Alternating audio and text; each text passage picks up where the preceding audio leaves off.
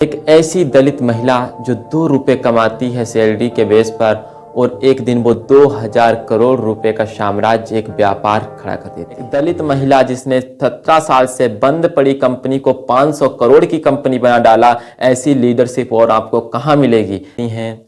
और उस बीमारी के कारण उनकी बहन की मृत्यु हो जाती है, तो उन्हें लगता है कि इस दुनिया में सबसे बड़ी अगर कोई बीमारी है तो वो गरीबी है, क्योंकि अगर उनके पास उस वक्त पैसे होते तो उनकी बहन की मृत्यु शायद नहीं होती। और आज भी जातिगत भेदभाव इतना है कि उनके बारे में लोगों को जानने को नहीं मिलता है। आज भी इस देश में इतना जाति कास्टिज्म फैला हुआ है कि एक दलित महिला अगर उद्योगपति अरबपति बनी हुई है तो उसकी जानकारी लोगों को नहीं मिल रही है। यही है। और सबसे बड़ा सार ये है कि जो 2 रुपए में गोबर के उपले बनाकर बेचा करती थी, वो महिला आज 2000 करोड़ से भी ज्यादा की संपत्ति की मालिक है।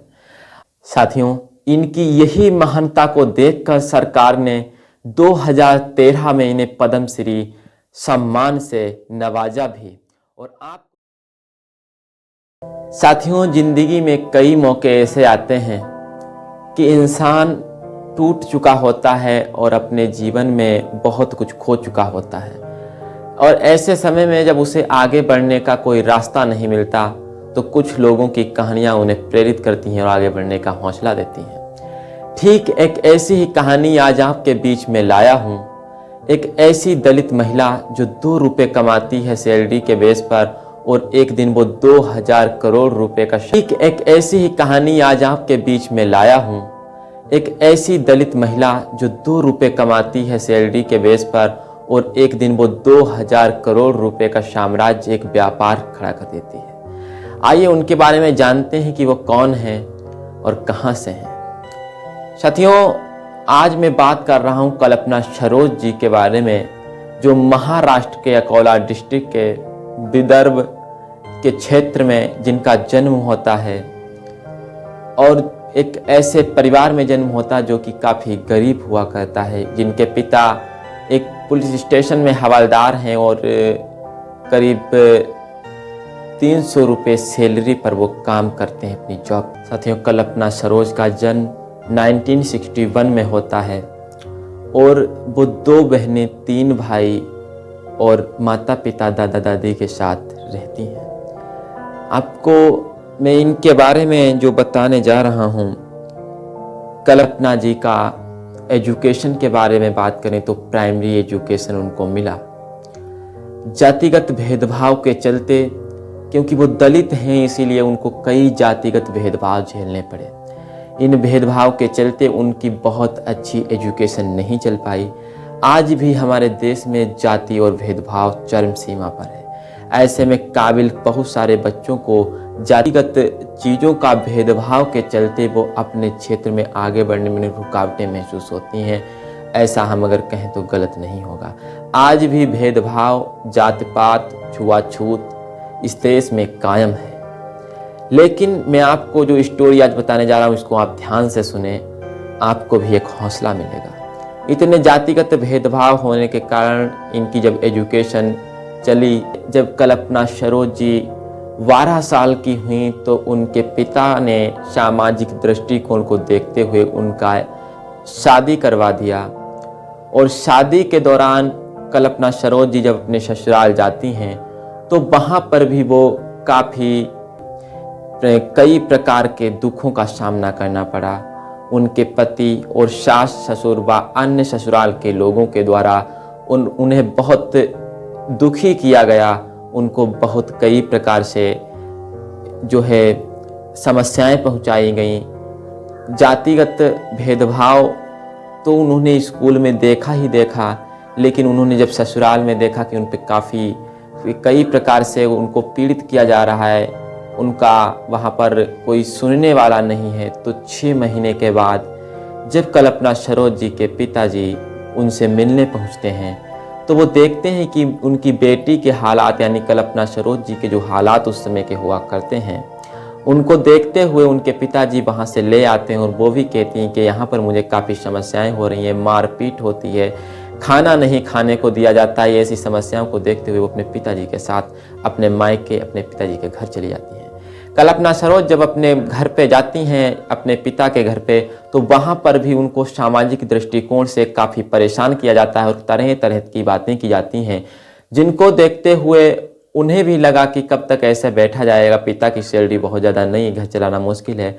तो अपने बुआ के साथ बुआ के घर चली जाती हैं और वहाँ पर भी वो काम करती हैं। और एक समय ऐसा आता है जब समाज के तानों को चलते वो आत्महत्या करने की कोशिश भी करती हैं। इस आत्महत्या से पूरे परिवार का दिल दहल जाता है और वो उन्हें बताते हैं तो वो बताती हैं कि मुझे किस किस तरीके से लोग ट्रीट करते हैं। साथियों, जब कल्पना 16 साल की होती हैं, कल्पना सरोज, तो वो मुंबई जाती हैं और वहाँ के एक कपड़ा मिल में नौकरी पाती हैं। मैं आपको बताना चाहूँगा, कल्पना सरोज को कपड़े की सिलाई का काम आता था, पर वो उस वक्त मशीन नहीं चला पाई, किसी प्रकार किसी समस्या के कारण या फिर डरी हुई थी, जिसकी वजह से उनको वहाँ पर 2 रुपये में नौकरी मिलती है। 2 रुपये रोज़ के, इसी प्रकार से 60 रुपये महीने की नौकरी करती हैं। जब वो मशीनें चलाना सीख जाती हैं तब उनकी सैलरी 225 रुपये कर दी जाती है। कपड़ा मिल में नौकरी पाने के बाद उनको लगता है कि अब उनकी सैलरी से कुछ सही तरीके से उनको मैनेज करवाना, प्रबंध कर पाना उनके घर का लगता है, तो वो लगातार इस जॉब को जारी रखती हैं। साथियों, एक चीज़ जो यहाँ पर बेहद ख़ास है, एक समय ऐसा आया कि किन्हीं कारणों से उनके पिता की जॉब चली गई और वो भी मुंबई में आकर कल्पना सरोज के साथ, परिवार के साथ रहने लगे। एक वक्त ये आता है इस परिवार के ऊपर कि कल्पना सरोज की बहन काफ़ी बीमार हो जाती हैं और उस बीमारी के कारण उनकी बहन की मृत्यु हो जाती है। तो उन्हें लगता है कि इस दुनिया में सबसे बड़ी अगर कोई बीमारी है तो वो गरीबी है, क्योंकि अगर उनके पास उस वक्त पैसे होते तो उनकी बहन की मृत्यु शायद नहीं होती और बचाना संभव होता, पर पैसे के अभाव के कारण वो अपनी बहन की इलाज नहीं करवा पाई। और उसी दिन से उन्होंने निश्चय लिया कि जीवन में कुछ भी हो जाए मैं गरीब नहीं रहूंगी, और उन्होंने अमीर बनने का निश्चय दृढ़ संकल्प लिया और गरीबी को हटाने के लिए एक नया प्रयास स्टार्ट किया। एक वक्त उसी समय कल्पना सरोज ने जो वो बुटीक का काम, सिलाई का काम किया करती थी, उन्होंने उससे वो कपड़े बनाना स्टार्ट किया, जिससे वो 40 रुपये का काम किया करती थी। और 40 रुपये रोज़ के काम से उन्होंने इतना पैसा इकट्ठा कर लिया थोड़ा, कि जिससे उनका परिवार का खर्च भी चलता रहे और थोड़ा व्यवस्था भी सही हो जाए, और अपने काम को आगे बढ़ाने का निश्चय लिया। इस दौर में अगर शायद कोई और होता तो पता नहीं कर पाता या नहीं कर पाता, कल्पना सरोज ने जो किया वो बेहद ही काफ़ी आश्चर्यजनक है। उन्होंने ऐसी स्थिति में भी अपने आप को टूटने नहीं दिया और कल्पना सरोज जी ने अपने जीवन में आगे बढ़ने का एक निश्चय लिया। इसी दौरान कल्पना सरोज ने देखा कि सिलाई और बुटीक के बिजनेस में काफ़ी अच्छा स्कोप है, पर उनके पास पैसे नहीं थे। वो दलित थी, उनको किसी ने पैसे उधार नहीं दिए। किसी ने पैसे नहीं दिए तो उन्होंने एक स्कीम महाराष्ट्र सरकार द्वारा महात्मा ज्योतिबा फूले के अंतर्गत 50,000 रुपये का कर्ज लिया। इस 50,000 रुपये के कर्ज से कल्पना सरोज ने स्टीचल फर्नीचर्स का बिजनेस स्टार्ट किया, जिस बिजनेस में उन्हें की काफ़ी मेहनत और संघर्ष लगा और उनको काफ़ी अच्छी उस व्यापार में सफलता भी मिली। यहाँ से इनका सफ़र स्टार्ट ही हुआ है और अभी तो बहुत लंबा इनको चलना है। आइए आगे जानते हैं। साथियों, यह बिजनेस इन्होंने फर्नीचर्स का 50,000 रुपये कर्ज लेकर महात्मा फुले योजना के अंतर्गत लिया था, वो उस समय इनकी उम्र महज 22 साल थी। और इस 22 साल की उम्र में इन्होंने अपने व्यापार की स्टार्ट की और काफ़ी अच्छा व्यापार भी किया। उनको इस व्यापार में सफलता मिली। फिर इन्होंने एक ब्यूटी पार्लर की दुकान भी खोली और इसी क्रम में आगे बढ़ते हुए लगातार एक स्टील फर्नीचर का जो व्यापारी था उसके साथ इनकी शादी भी हुई और इनके एक लड़का और एक लड़की, 2 बच्चे भी हुए। लेकिन अफसोस की बात कि 1989 में इनके पति का भी स्वर्गवास हो गया और वो इस दुनिया से इनके कंधे पर इनके बच्चों की जिम्मेदारियों को देकर चले गए और इस दुनिया को अलविदा कह गए। उस समय भी इस फैमिली को काफ़ी बेहद तकलीफ़ों उठाना पड़ा और फिलहाल इन्होंने उसको मैनेज किया और आगे बढ़ी। को जब मुंबई में पहचान मिली, उस समय की ही बात है कि एक कमानी ट्यूब्स नाम की एक कंपनी थी जो 17 साल से बंद थी। सुप्रीम कोर्ट के आदेशानुसार वहाँ के कामगारों को ये आदेश दिया गया कि आप इस कंपनी को शुरुआत करें। वहाँ के कामगारों ने कल्पना सरोज जी के साथ टाइप करके उनकी लीडरशिप के साथ इस कंपनी को चलवाया और सरोज जी की लीडरशिप इतनी बेहतर थी कि उस कंपनी को उन्होंने प्रॉफिटेबल कंपनी बनाया। जिनको 17 साल से वेतन नहीं मिला था, जो बेघर हो चुके थे, जिनकी खुशियां छिन चुकी थी, जिनके पास कोई रोजगार के साधन नहीं थे, उनको रोजगार दिया। 17 साल से पड़ी बंद कंपनी को इन्होंने प्रॉफिटेबल कंपनी बनाकर खड़ा कर दिया। जो सरकार ने इनको 7 साल में जो लोन चुकाने के आदेश दिए थे वो इन्होंने 1 साल में चुका दिए और 3 साल के लिए जो इन्होंने सरकार ने जो वेतन की बात की थी वो इन्होंने 1 महीने में 3 महीने में कर दिया। इतनी बड़ी जो इनको जो सफलता मिली वो सिर्फ और सिर्फ इनकी लीडरशिप की वजह से मिली। महिलाएं भी आज के क्षेत्र में, व्यापार के क्षेत्र में, किसी भी क्षेत्र में आगे बढ़ सकती हैं, ये बात हकीकत है। और आपको इस वीडियो को देखकर शो हो रहा होगा, ये लग रहा होगा कि आप भी अपने जीवन में आगे बढ़ सकते हैं। हकीकत है, अगर आपके अंदर दृढ़ संकल्प है तो आप आगे बढ़ सकते हैं। 1988 से बंद पड़ी यह कंपनी को कई पुर्जे इसके बेकार हो चुके थे, मशीनरियाँ खराब हो चुकी थी, पर वर्करों के साथ इन्होंने मिलकर उसको सही किया और सही तरीके से इसकी लीडरशिप में इस कंपनी को प्रॉफिटेबल कंपनी बनाया। और ये वही कंपनी थी जो 1988 में कुछ विवादों को लेकर बंद करनी पड़ी थी।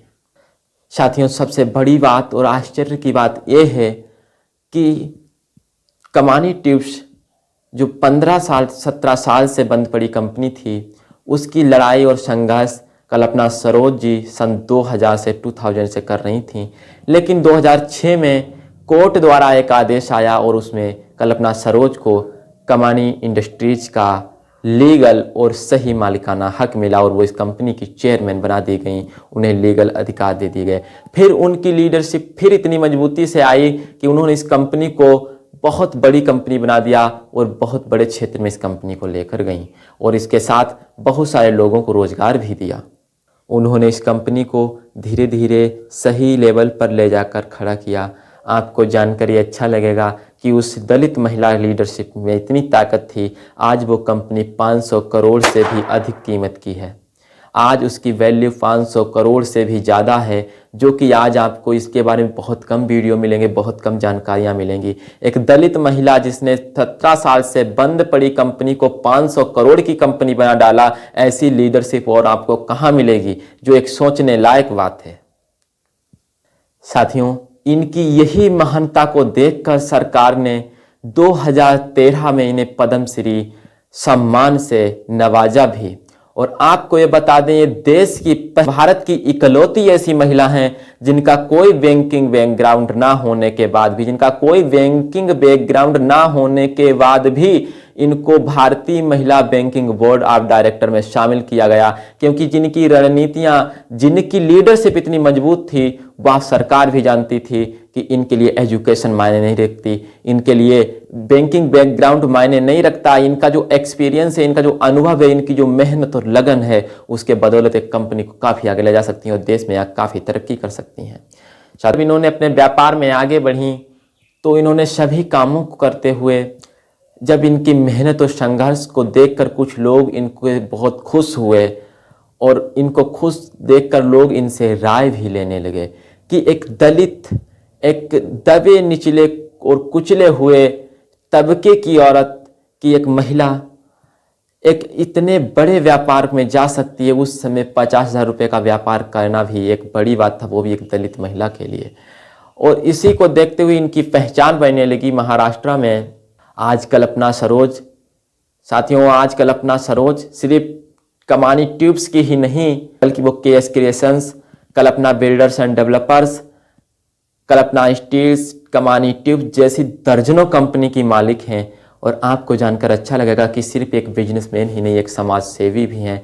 इन्होंने अपने करियर में लाखों लोगों की मदद की है। कल्पना सरोज एक ऐसी दलित महिला हैं जिन्होंने अपने व्यापार के साथ साथ अपनी पहचान बनाई और लोगों के प्रति अपनी भाव, जो लोगों को जानकारियां भी दी, लोगों को व्यापार में मदद की, इन्होंने लोगों को रोजगार दिया और आज करोड़ों लोगों की प्रेरणा स्रोत बनी हुई हैं। साथियों, आज जो कंपनियां हमने आपको बताई, दर्जनों कंपनियां जिनका टर्नओवर लाखों में नहीं करोड़ों रुपए पर डे का टर्नओवर है, और इन्हीं की यही समाज सेवी और उद्यमिता को देखते हुए इन्हें राजीव गांधी रत्न व अन्य कई नेशनल इंटरनेशनल अवार्ड देश और विदेश में मिले हैं। आज एक जाना पहचाना नाम है जिसे मीडिया या फिर अन्य यूट्यूब चैनलों पर बहुत कम से कम दिखाया गया। आज भी जातिगत भेदभाव इतना है कि उनके बारे में लोगों को जानने को नहीं मिलता है। आज भी इस देश में इतना जाति कास्टिज्म फैला हुआ है कि एक दलित महिला अगर उद्योगपति अरबपति बनी हुई है तो उसकी जानकारी लोगों को नहीं मिल रही है। यही है जातिगत भेदभाव। साथियों, इस कहानी का लास्ट में बस यही कहूँगा कि कल्पना सरोज जैसी अगर एक महिला जो इतने निचले बैकग्राउंड से आती, जिसकी फाइनेंशियल स्थिति ऐसी है, जिसको एजुकेशन के बेहतर मौके नहीं मिले, जिसको बेहतर ससुराल नहीं मिला, जिसको पिता की ज़्यादा संपत्ति ना मिली, फिर भी उसने अगर अरबों खरबों रुपए का व्यापार किया तो आप क्यों नहीं कर सकते हैं? अगर एक दलित ऐसी महिला व्यापार कर सकती है जिसका कोई बैंकिंग बैकग्राउंड नहीं, फिर भी वो उसे भारतीय बैंकिंग प्रणाली के डायरेक्टर में चुना गया, इससे बड़ी और खुशखबरी क्या हो सकती है? और सबसे बड़ा सार ये है कि जो 2 रुपए में गोबर के उपले बनाकर बेचा करती थी वो महिला आज 2000 करोड़ से भी ज्यादा की संपत्ति की मालिक है। आज उसके नाम से देश में कई रोड हैं। आज कल्पना सरोज के नाम से मुंबई में रोड बने हुए हैं, उनके नाम से पार्क बने हुए हैं। आज सरकार द्वारा उनको चयनित बोर्ड में बैठाया गया। ये है एक उनकी ताकत, एक महिला की ताकत। तो आप तो एक पुरुष भी हो सकते हैं, युवा भी हो सकते हैं, महिला भी हो सकते हैं जो वीडियो देख रहे हैं, लेकिन ये आप सोचिए कि अगर वो कर सकते हैं तो आप क्यों नहीं? जो 2 रुपए के कंडे बेचकर, 2 रुपए के उपले बेचकर 2000 करोड़ रुपए का साम्राज्य खड़ा कर सकते हैं, तो आप क्यों नहीं? आप तो एक ऐसे बैकग्राउंड से आते हैं जो वैसा नहीं है। आज तो कुछ जातिगत भेदभाव ऐसा हो सकता है आप हो वहां पर कम से कम हो, आपको एजुकेशन के बेहतर अवसर मिले हों, घूमने फिरने के अवसर मिले हों, हो सकता है आपके पास अच्छे मोबाइल, स्मार्टफोन, टेक्नोलॉजी का आपके पास साथ डेवलपमेंट का विकास और बहुत सारी चीजें हों आपके पास। हो सकता है कि आपको उनकी अपेक्षा जो है आप 100 गुना अच्छे हों। उनको तो इंटरनेट का साधन नहीं मिला, साइकिल, मोटरसाइकिल, बाइक, कार की सुविधाएं नहीं मिली, ससुराल में भी उनको मारा पीटा गया, खाना भरपेट नहीं मिला, कई परेशानियां उठाई, जॉब करी, सरकारी नौकरी कभी मिली नहीं, पहचान कभी बन नहीं पाई। लेकिन बाद में जब उन्हें मौका मिला तो उन्होंने अपनी सिर्फ पहचान ही नहीं बनाई बल्कि देश और विदेश में करोड़ों रुपए के बिजनेस तो किए, के साथ में समाज सेवा भी की। और उनकी समाज सेवा की वजह से आज नए युवाओं को रोजगार भी मिल रहे हैं। उनके द्वारा आज अगर आप व्यापार करना चाहते हैं उनको सपोर्ट भी मिलती है। आज आपको मैं कई सीरियल ऐसे लेकर आऊंगा जिसमें दलित बिजनेसमैन के बारे में बताऊंगा, जिनको कभी सोशल मीडिया पर नहीं दिखाया गया, जिनको कभी टीवी न्यूज चैनल एंकरों ने नहीं दिखाया, जिनके ऊपर डॉक्यूमेंट्री नहीं बनी। आज उन्हीं जातिगत भेदभाव को तोड़ते हुए इस चैनल पर मैं आपके लिए लेकर आऊंगा उन निचले पायदान के उठे हुए उन लोगों को जो शिखर पर पहुंचे, जिनकी वजह से देश का नाम रोशन हुआ। देखते रहिए आप इस हमारे चैनल को, Manvendra Singh business coach. Channel पर नए हैं तो सब्सक्राइब कर लीजिए।